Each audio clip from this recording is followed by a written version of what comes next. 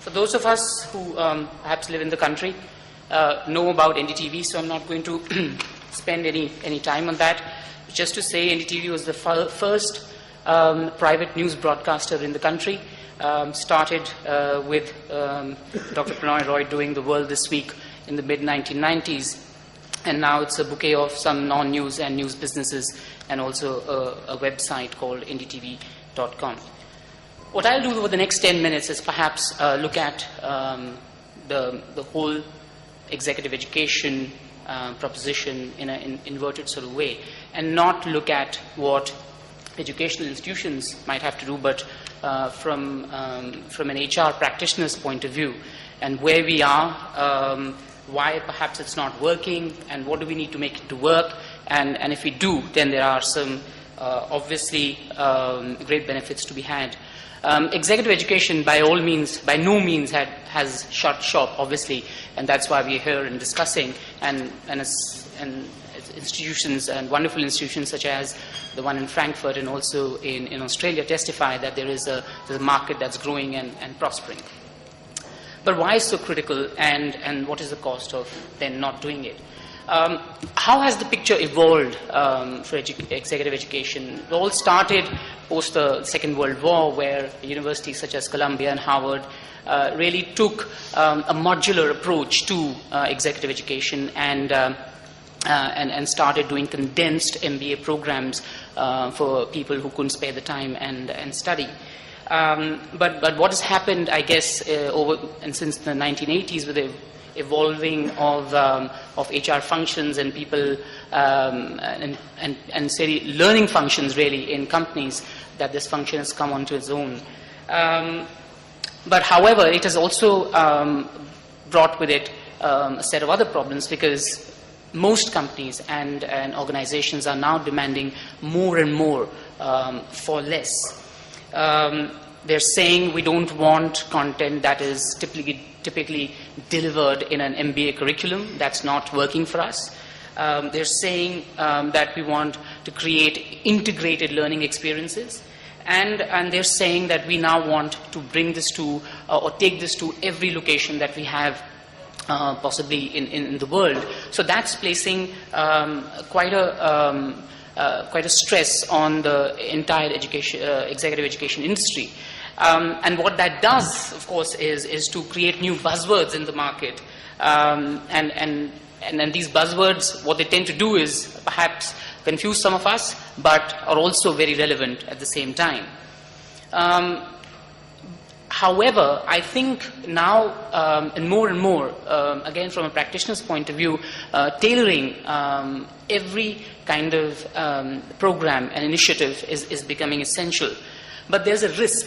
The risk, of course, is that you over-tailor, and so therefore there's a tendency one sees, and I say this tongue-in-cheek, that of institutions to just say that, or to provide a large buffet of programs, and you could just pick and choose the one that perhaps is the closest to your need.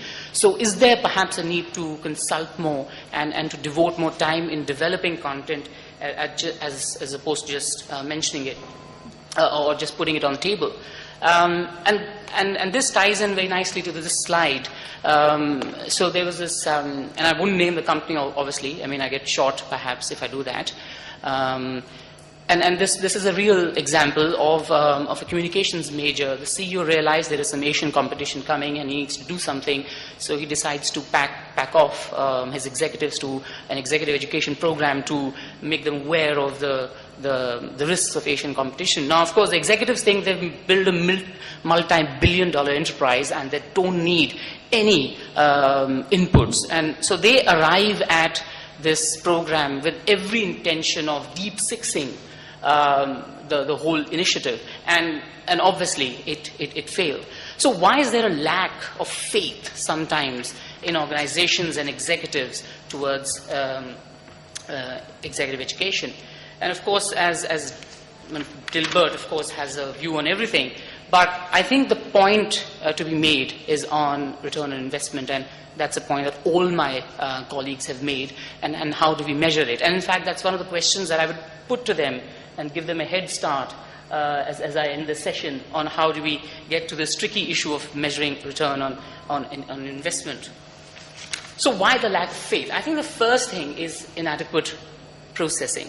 By that I mean, in our rush to establish a strategic linkage to everything that we do, doesn't take us anywhere. Sometimes you need to get transactions out of the way. Sometimes you need to find a better way of doing things. Just a simple process tweak can give you great benefits. Just by expanding the mouth of Colgate's toothpaste could yield better volumes.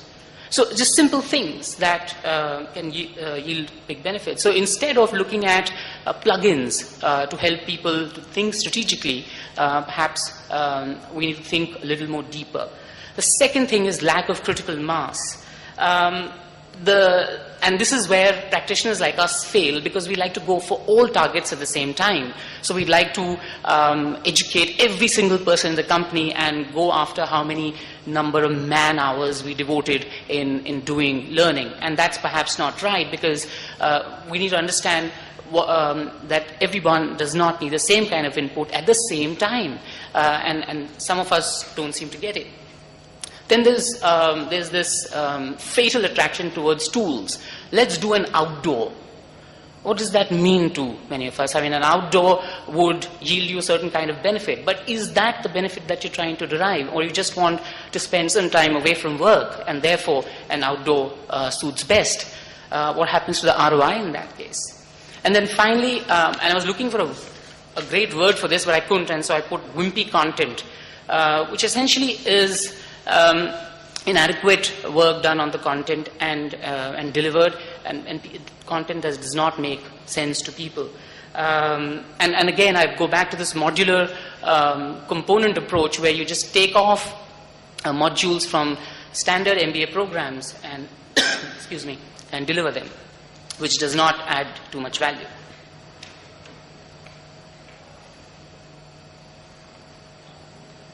So I'm just coming from Delhi, and let me tell you, it's not a happy place to be in right now, weather-wise. Why do executives then attend it? And therefore, we come to three important parameters. One's personal, because I think people do realize that it is a tool that can be used for development recognition, be it to recognize performance, be to achieve any kind of personal objective. People think that it adds value, and therefore they do it. The second thing is organizational, where it helps in achieving business plans, and that is absolutely substantiated with the number of surveys that we've seen in this session and many others. And of course, there is peer pressure, which starts at age 5. Let me tell you, because that's what my son's going through. Even as we are here. But in a nutshell, 74% of people, organizations and people, have a definite purpose behind investing in executive education, which is a great number. And why is that? Because it does work. We all love surveys. This is death by PowerPoint, I know, but yet another survey has said that there is a definite advantage of sending people off to these programs if they're tailored well, if they have the right kind of content, and they are introduced in a particular time in somebody's career. So this study actually said was centered around self-renewal and organization change. And it was on the x-axis, it was for open programs, and then there were custom programs for senior and junior professionals. Very quickly, what it said was that in the first 2 years, there isn't a perceivable difference in change in behavior or output. But in the third year, it peaks. That means people did gain some expertise and experience while they were at the program, but then it tapers down. So it basically tells us that once the program's over, it does need a constant monitoring and measurement to see whether it's making any sense. Why it's so critical, I won't go about it because I think that's been adequately covered. But there's just one point that the millennial generation, and that's a point we all need to understand, does expect continuous development as part of their employment. I think this generation realizes that skill redundancy is their biggest enemy, and they want to not fall into that trap. And if you don't do it, then you pay a price for not doing it. And there's low levels of employee engagement. I'm sorry, I had to use this word, most abused. But the fact is that the engagement scores do fall because, again, several surveys have shown that highly committed people perform 20 percentile points better and are 87% or say 90% less likely to leave the organization.